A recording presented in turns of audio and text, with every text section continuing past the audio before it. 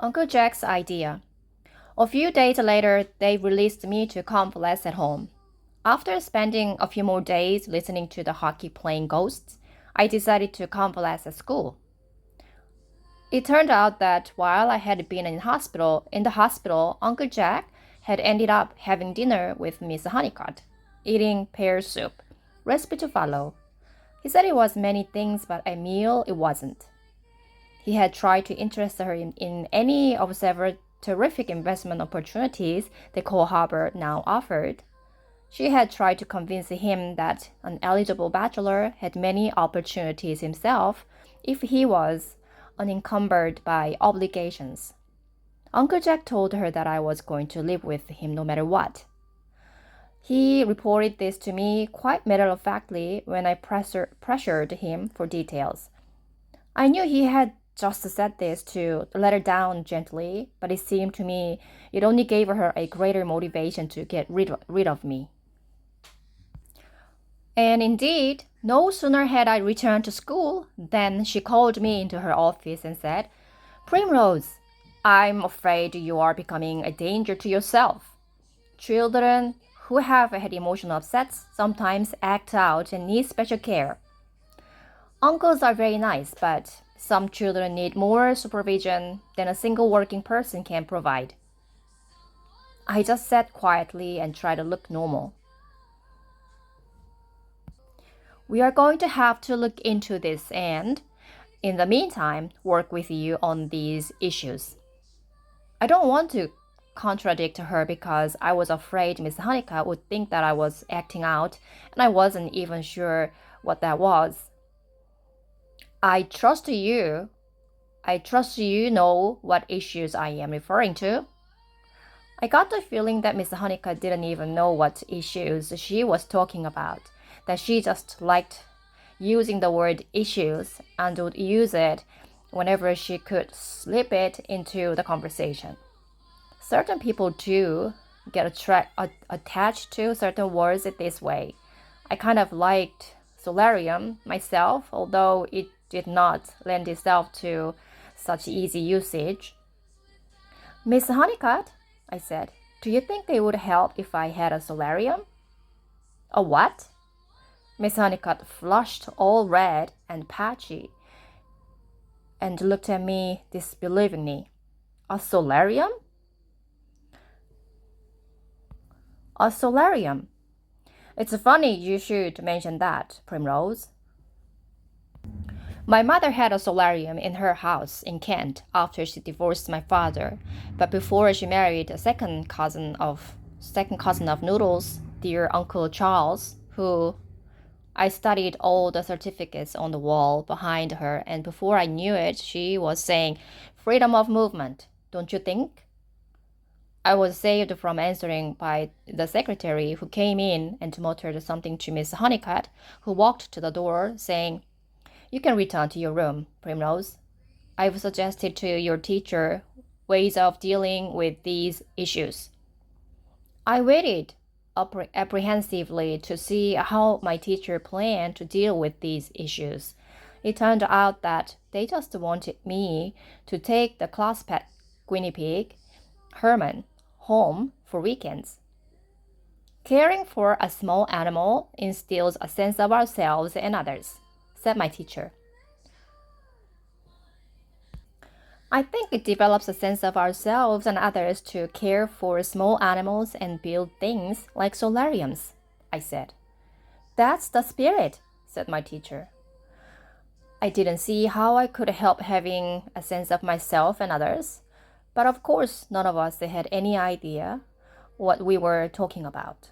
It was just one of those situations where everyone involved feels compelled to say something, anything at all. The teacher gave me a few instructions about caring for Herman and tried to hand me his cage, then realized that I couldn't carry the cage and use my crutches at the same time. Two boys who were in the cloakroom grabbing their hockey sticks and backpacks offered to carry it for me. "Why, isn't that kind of you, boys?" said my teacher. She handed them to the cage. It made me nervous to have them volunteer when I knew they regarded me with scorn. So I hobbled nervously behind them, wondering if they were going to play a prank on me. When we reached Uncle Jack's, they put Herman on our kitchen table, and I expected them to turn around and leave, but they marched right into the gym, leaving me open-mouthed. It wasn't pranks they were interested in, it was hockey. As soon as the two boys had gone into the gym, more boys opened the door and came in. Most of them carried hockey sticks and pads. Occasionally, one would bark, "Hi, Primrose," or "Your uncle's cool, Primrose." And so, I announced indignantly that night to Uncle Jack over chicken pot pies. "They marched in without even knocking and played hockey right here in your very own gym." "I know," said Uncle Jack, smiling, chewing and twinkling. "Darn it, though. I wanted to tell you before they all chirped over, but I guess they were anxious to get going." He went on excitedly with the food stuck in the side of his cheek like a chipmunk. He swallowed hastily. "I invited them to." He winked at me. "Great idea. Actually, I got the idea from Miss Honeycutt. More or less." "Miss Honeycutt?" I repeated blankly. "That night I had dinner with her. She said she thought you were left alone too much. I'm out selling houses. You are in the house by yourself a lot." "By myself too much?" "She thought you might be accident prone," said Uncle Jack, looking at his food and eating industriously. "She doesn't think you should be by yourself after school. I think she's afraid you are going to fall in the ocean, walk in front of buses, trip over curls, who knows what, because you are not paying attention. She has all kinds of theories." "Theories?" I said. Uncle Jack put his knife and fork down and looked me in the eye. "You know, Primrose, there's something about sports. You can be setting fire to cats and burying them in your backyard, but as long as you're playing team sports, people think you're okay." I thought about this. Uncle Jack always had a good game plan. "I don't mind playing hockey, but those boys will never let me," I said. "Ah, that's where you are wrong," said Uncle Jack, smiling, chewing and winking again. "I told them they could come in anytime and use the gym. No sense trying to play street hockey now that the rainy season has started. We've got a gym that goes all but unused." I said that the only stipulation was that they had to find a disabled goalie, and not just disabled, one that had lost a toe. I digested this silently. "Of course, you don't have to play, Primrose," said Uncle Jack. "But if you do, there you go. You have a game all set up.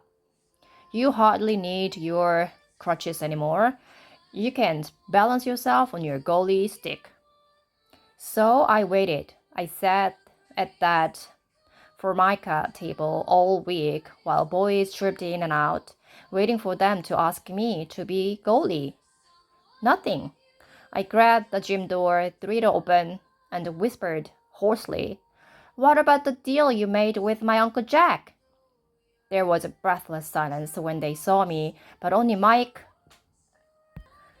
Muskegon was near enough to hear me. He gave me a very sour look and said, You got us a goalie." I looked over to the net.